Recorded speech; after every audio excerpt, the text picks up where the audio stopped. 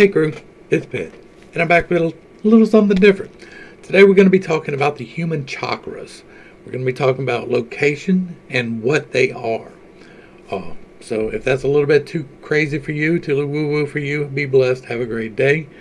But for the rest of you, we're just going to dive on in. And we're going to start first by talking about what they are, what they signify, and all of that real quick.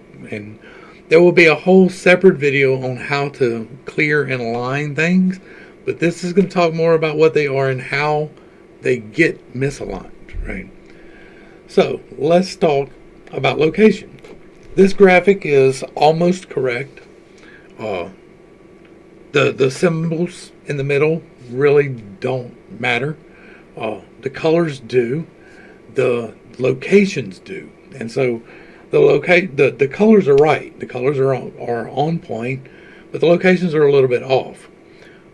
First, let's talk about what the actual chakra is, right? So the chakra is an energy center located throughout your body. Depending on your belief, there are either more than 7 or a lot less, right? I think that there are 8, and we're going to talk about that. But these 7 are close to where they're located. They're not right, though. If you go and you take your fist and you ball it up, right? The circle that is created around the outside of your fist, which take your widest part and make a circle, right? That is about the size of your chakras. Some are a little bit bigger, some are a little bit smaller, but that is about right. The first one, the base, is red. It's located half in and half out of your body, located at the base of your spine. Like if you cut it in half, the top part is inside your body. This bottom part is on the outside of your body. It is the beginning of the octave. I believe that human existence is a frequency, and our particular frequency is dictated by these magnetic centers. They're like different antenna picking up information as it comes to you from out there.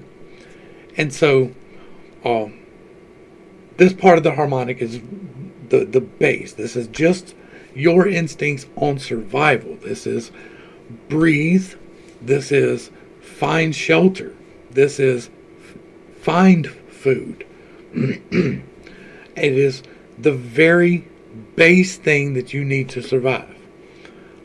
You can be pulled into this in an emergency situation, and we'll probably talk about that a little bit more a little bit later. Next up is the orange here. This orange right here is your sacral. It is located about half a hand's width above the top of the other one. It is the base of that one. It is just behind the genital area. And again, it is about the size of your fist. It is focused on, as you would think, being located in the genital area. It's focused on reproductive, right? You have secured your base instincts. Now you are securing your instincts to reproduce and be successful in evolution in that manner. Next up is the yellow, and that's about a hand above the top of the other one. And it's using your hand because you are the measurement in your body. And it's in your gut, right? This is where you get your gut feeling from. This is where your intuition lies in the situation around you. This is, again, part of the baser needs. It is the need for sustenance. It is the consumption of the food that you have gathered. We have gathered the food, and we are safe with it, and we are going to eat it now. It is where your body receives this nourishment from. The heart is the green. It rests right here in the center. It's about the size of your hand. It's not quite centered in the heart. It is a little bit off to the side. It is in the center of your chest, whereas your heart's off to the side a little bit.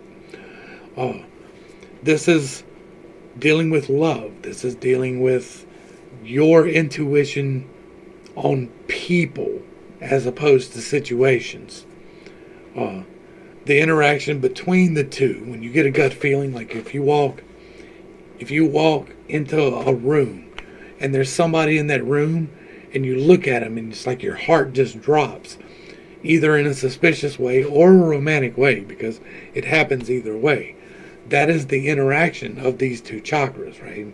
We're going to get back into that in a minute, but it governs your intuition with people, whereas this one governs your interactions with situations. This one is making sure you're safe. This one is attracting. It is holding together your baser instincts and your higher instincts, which are the next ones. And it is a power source. We're going to talk more about that in the next part of this. We'll talk a great deal about the heart chakra.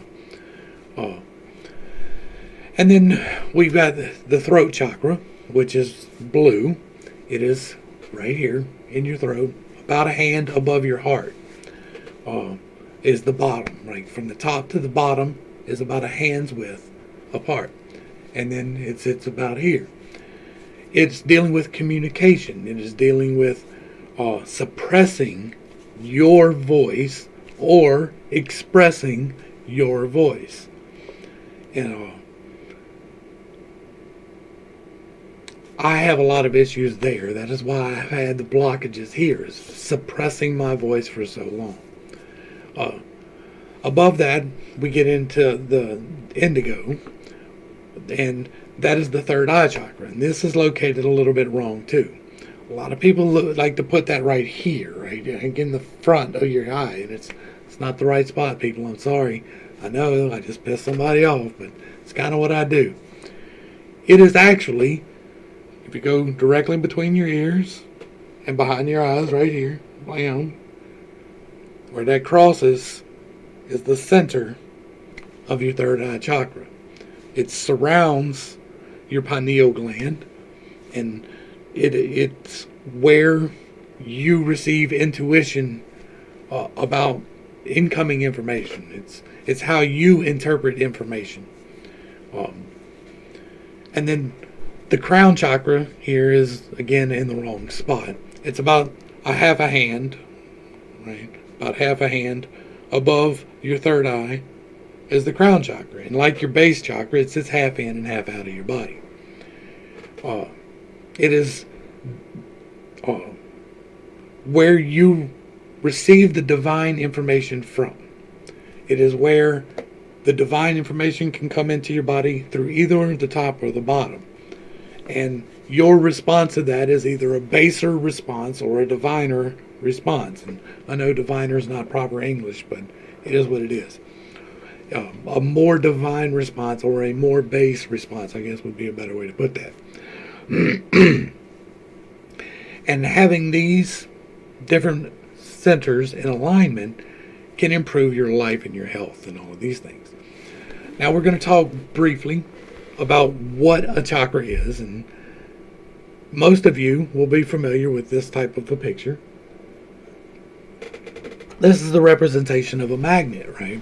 We have a positive and a negative pole, and there's a magnetic force that is surrounding it, and it is doing its thing. And this thing looks a lot like this, right? This is iron fillings for the following the magnetic field that surrounds this magnet. That is what a chakra is. It is basically this magnet, but it is not like a physical magnet. It is just a collection of nerve cells that emit a magnetic force in different areas of your body. And they emit those forces at different frequencies. And the frequencies can influence those forces. I don't know where I put my notes on the frequencies. I have notes on the frequencies, and it will be in the book, and we will get into it in the next chakra video. But for this point, just know that there are different frequencies that affect different centers of your body. That's why you feel bass in your chest and you feel the high caps in your ears, right? And that's your body responding to those harmonics coming in.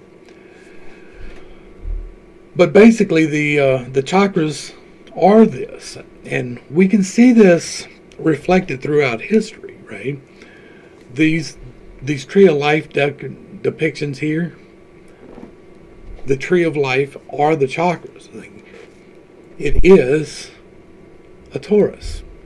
This is if you were to take a magnetic field and to make it move, this is the feeding out and coming back around, right? It looks like a donut that eats itself over and over and over again. That is a magnetic field. That is this. That is this. This is the representation of the tree of life. This is the canopy of the tree, and this is the roots of the tree. And they seek out each other, right? The tree canopy leans down just a little bit, and the roots come up as high as they can inside the dirt to receive the nourishment, but they also go down, and they create a circle all the way around. Well, that circle all the way around is what I believe. Well, wrong tab. Oh, wait, could y'all see that? Yes, okay. Y'all can. I had to resize some stuff, and I meant to resize that before y'all saw it, but it worked. So now back to the chakras as they sit in the body. This is the standard. This is what everybody thinks, right? But there's one more. There's one more chakra that you do actually have access to, and you do actually, you are actually able to use it, and it is the Divine Chakra, right? You've got the crown, and that's where you receive your divine information. You got the base, and you can receive divine information from there too. You can receive it through all of them, but the ones in the middle are mainly an interpreter, whereas it's a physical reception at the top and the bottom. We're going to talk about that more in just a second, but there's one more, and it surrounds your body. Your entire body is surrounded by an energy field. If you put your arms out as far as they'll go, and your legs out as far as they'll go, and you draw a circle all the way around, so it touches the fingers where they're outstretched and the toes where they're outstretched. That circle turned into a sphere and surrounding you is the 8th chakra. It is sometimes called the Merkaba, and people tend to view it as an external thing, but it's not really an external thing. What it is a protective layer. The divine is brutal, right? The divine, the text we have of people who interacted with the divine, it was a marking process. It changed them physically, for most of them. And so we have this thing to help insulate us from that. And we're going to look at this real quick. Let's look at this one first. This is a good representation of the magnetic field in action. This is the Earth's magnetic field, right? It is supposed to be a circle pretty much all the way around us, in a toroid, torus all the way around us, where this magnetic field comes out and it goes like this.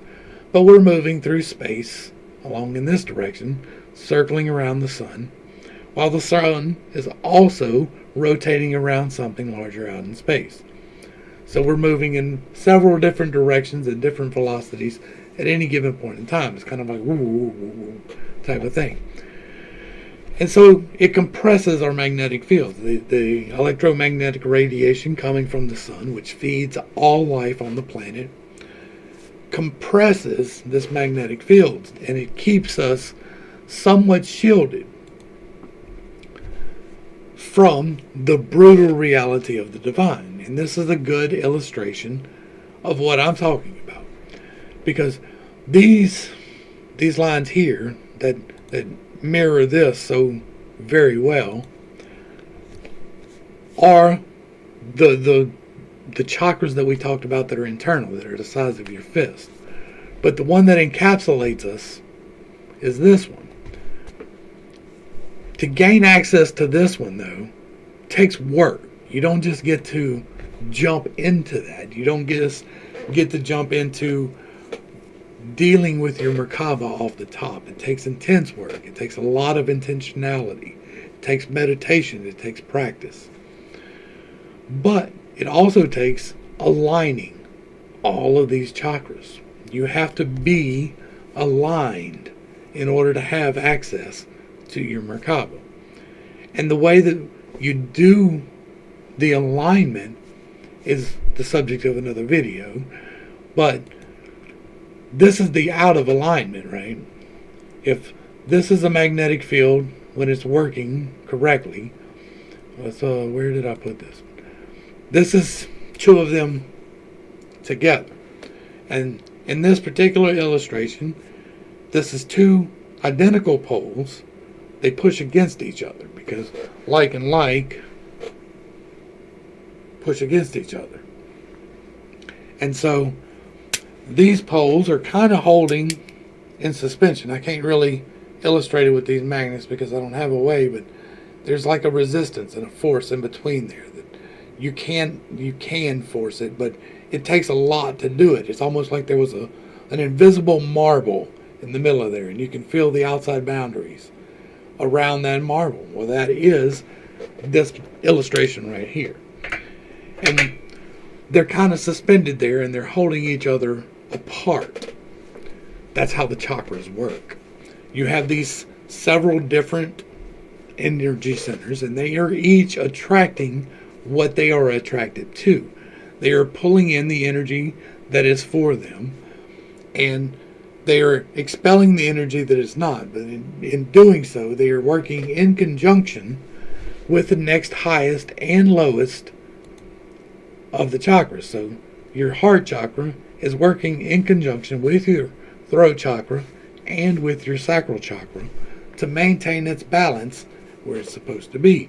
And so when you walk into the situation, like I was talking about earlier, you walk into the situation and it's a room full of people. This one person strikes you. That is a harmonics thing. That is something inside you, literally, reacting to something inside them. There is a polarity difference there.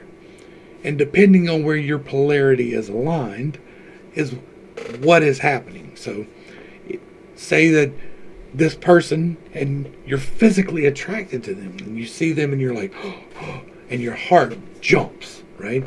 That is the magnetic field aligning towards them. And it throws you out of balance. Or you walk into the room and you see somebody that looks a little bit shady. Somebody looks a little bit like me off up in the corner and they're looking at you like, right? And so your heart jumps in a different way. And you're like, ooh, and you kind of retract. That is your heart reversing the polarity and repelling that thing. All of these do that with different stimuli. What I'm trying to do is to bring that stimuli into focus. And through that, if you know what the stimuli is that affects the different chakras, then you can work on maintaining the balance of them chakras. Because if not, and you wind up looking like this, and your magnetic field is just going all over the place, right? Now, this is the sun. This is not like a good representation. This is the sun, and this is different sunspots, and the magnetics coming out of the sunspots. But it's a good representation of a magnetic field that is not harmonious. It is a little bit out of whack. And because it's out of whack, it doesn't function like it's supposed to. You get sunspots, you get coronal mass ejections, you get filaments, you get all of these things on the sun that can affect us outside.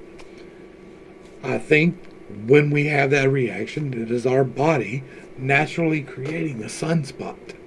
And it is repelling whatever it is. Or we're creating something to attract whatever it is. And it is our harmonics recognizing that.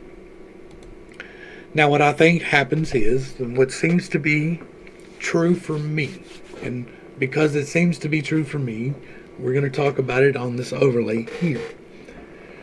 I'm an INFJ. That means that I am NIFETISE. The way the overlays seems to work on this is you have the divine, which is not pictured here. We'll just take it for this purple box on the outside. And it is if you take all of the light and you put it together, you get a white light, right? Well, the white light is the divine Merkaba color. It is the color that surrounds you. It is white. And if you're not seeing it white, it's because something is out of alignment. And what is out of alignment throws a different shade or color on the Merkaba. Like, some people can read that. They can look at it and see it and tell you, oh yeah, your throat's out of alignment, right? Some people can do that.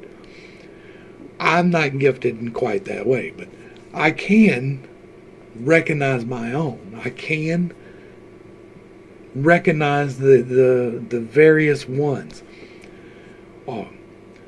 But the way that the stack seems to overlay on this is that the divine all the way around you seems to be your hero slot. Hero slot for me is going to be an eye. It is going to be narrowing down everything into this one possibility. There is only one possibility, and all others are just silly. I make that determination through the rest of my stack, right? But it seems to be that information comes whether I want it to or not. This is going to be the best choice for this idea. So for me, every piece of information is going to come in, and I'm going to throw it into my box of this is the best idea. I'm going to try and do that because of my crown chakra. The thing that I feel responsible for, my parent slot, is going to be making sure that what I am doing is ethical.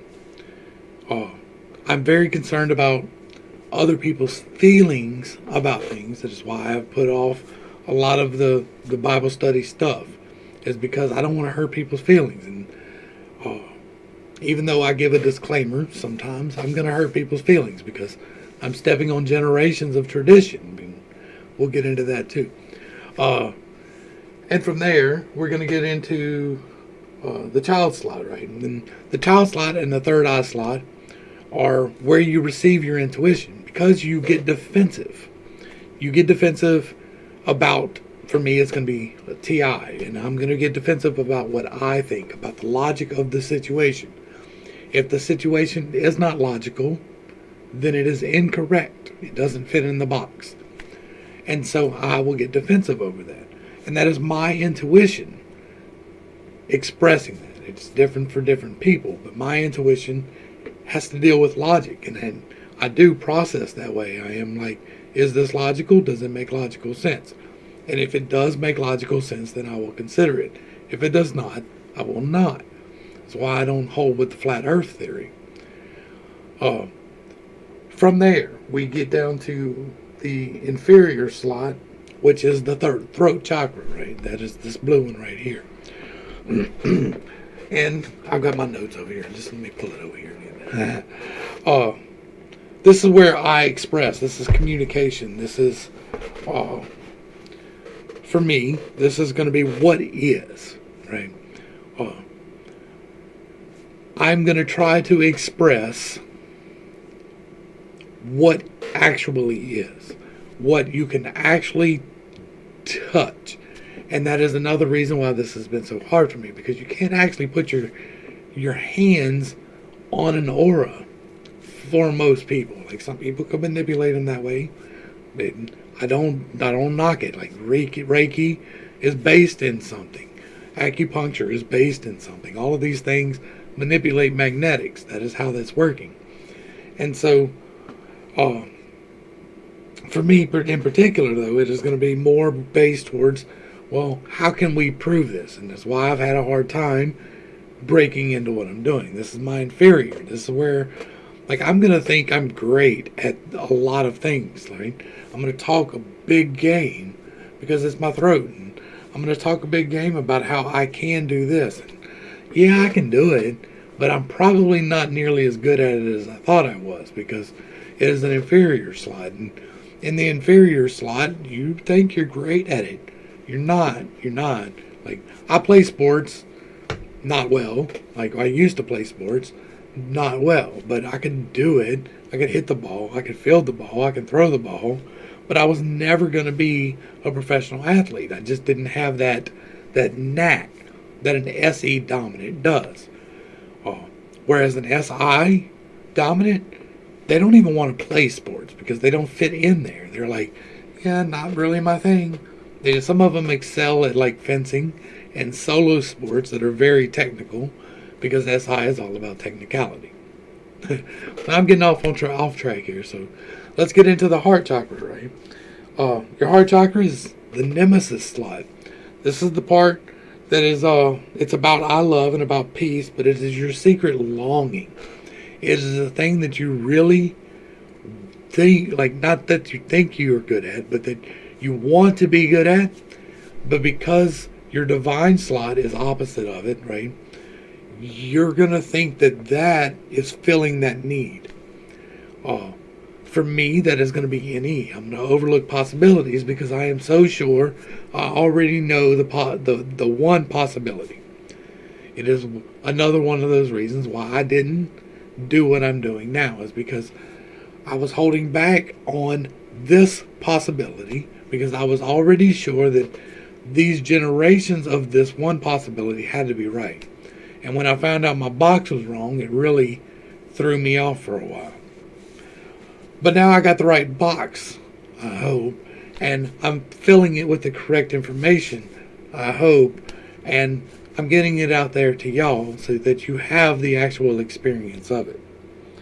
Then we're going to get into the more base instincts, right? This is your sacral or your solar plexus. Your solar plexus is what's going to feed you, but this is going to be your critic too. This is where you have your gut instinct, right? When you walk into a bad situation and you know it's fixing to be bad, and your gut's just telling you, man, you need to get the hell out of here. That is what's going on. That is your critic telling you you don't need to be here. This was a bad idea. You're going to pick out that through that slot, and that slot for me is going to be how I feel about it. If it violates my morals, which FI is my morals,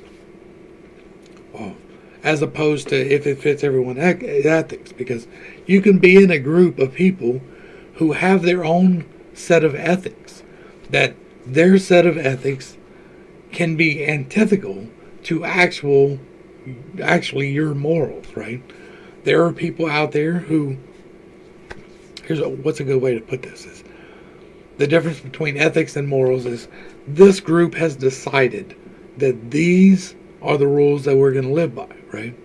You're going to have procedures done to you whether you want to or not, and you're going to wear articles of clothing whether you want to or not, or they have decided collectively that this is what you have to do because this is right. Whereas your morals are, I have decided that I'm going to do this because it is right, whether or not it is what they believe. I think that's as close to an explanation as I can get and leave this on YouTube. But that is going to work from your critic. And that works in conjunction with your heart and with your sacral, and to let you know when you're in a bad situation. When it starts getting out of whack, it lets you know. You can feel it when it happens. And that's what most people are going to identify with. When you go down a roller coaster and your stomach drops, it's the same feeling because your body is saying something is not right in this situation. And that's what that is. When you go over a hill too fast, it's the same thing. Your body is responding to outside stimulus. Well, it's the same thing when you walk into a bad situation. Your body is responding to some outside stimulus. What filter you see that stimulus through, like what's going to clue you off to the bad situation, is going to be different. If I walk into a room, and even if everybody else in that room has already decided that this is perfectly acceptable, if I walk into it and it conflicts with my morals, I'm out, period. It don't matter what else happens. That is how I filter things. Alright, Oh. And so that brings us into the Trickster. The Trickster is almost the basest of them, right? This is where your sexual energy lies, and that's your Trickster, right? That's the part that trips you up. That's the part that really, like, the stories of the Trickster God, and it's always playing tricks on people to get the worst out of them. That is what your Trickster function actually does. That's its natural alignment. It is closer to the lower harmonic than it is the upper harmonic, and it's receiving that baser energy to help you reproduce. Because let's face it, nice guys don't get picked for a reason, right? They don't live that close to their base instincts. And the base, which is where you can receive the wrong information, that is your demon. It is very focused on survival and me. It is the I am this thing, right? And you receive the base level of information. This is where, between this one and the Sacral, that is where most life resides. Like, you don't see a third eye chakra in an animal or a tree, but they have roots and they have a canopy, or they have the desire to go and hunt and feed and to mate, but not much else. They don't plan for the future. There's none of the rest of the stack there. Those are the same instincts in humans. We just learn to overcome them for the most part. But for some of us, these can be real sticking points. The sacral and the base chakra can really be sticking points. For me, my base chakra is going to be SI. That is an SI demon. Well, SI demon is going to have a hard time remembering things, right? Because SI is long-term memory storage. SE is short-term memory. Hey, look at this. Hey, look at this. Hey, look at this. Whereas SI is, hey, remember this one thing might help in this situation right now. And for me, knowing the best option in physical things is not really going to be my forte. I'm going to think I do. I'm not going to be good at it. I'm going to see all the shiny things, but I'm not going to be able to pick the best one very well. It is also, I forget things that have happened. Like, if you know me, you know I have a real hard time remembering what I did last week. I'm like, and it's separate from the medicine that I use. Like,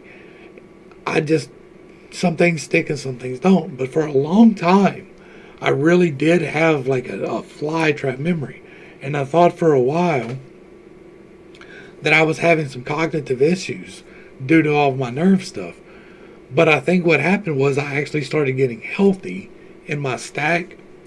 And so a lot of the things that were beaten into me as a child, one of which was to retain information. Because if you got sent to the store for 5 items and you came back with 4, that was an ass whooping.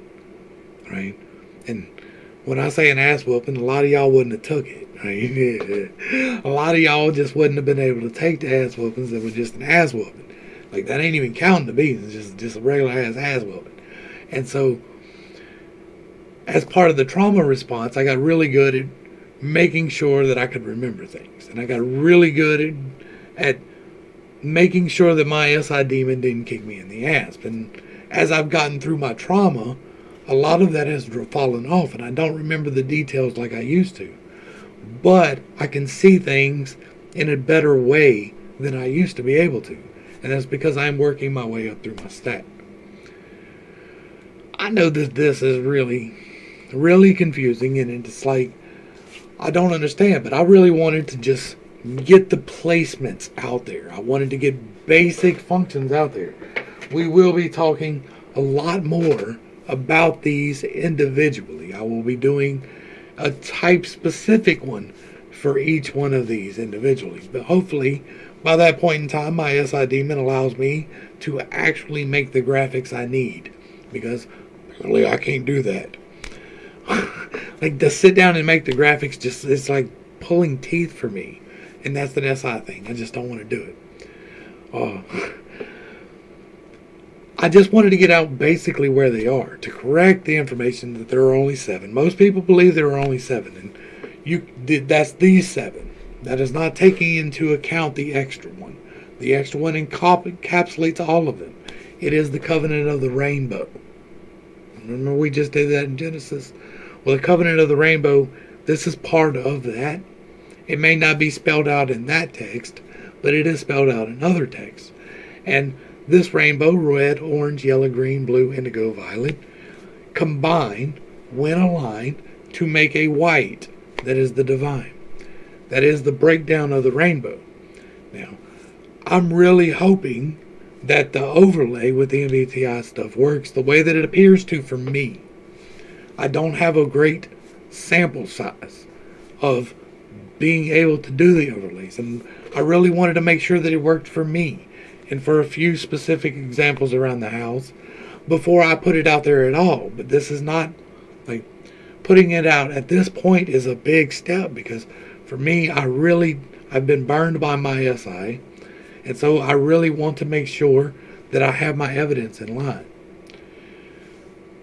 This is me putting things into this new box of mine. And this new box of mine is the oneness of God. This is part of that. This is what Jesus did when he was trying to help people, when he performed his miracles. It was through the alignment of this. I know that just pissed off a whole new set of people, but it is what it is. I hope I did bring a little bit of enlightenment and not too much confusion to a very serious topic. This is foundational. It will probably get reworked as we progress, but I needed to at least get the information out there about what they are, where they are, and what they govern in a very basic sense, so that when I come back, you have at least that foundational knowledge, because the next time I come back, we will be diving in without all this introduction. To the crew, thanks for hanging out. I appreciate every single minute that you are here with me, and I am praying for you every single day. Till next time, this has been Pittstake. Peace.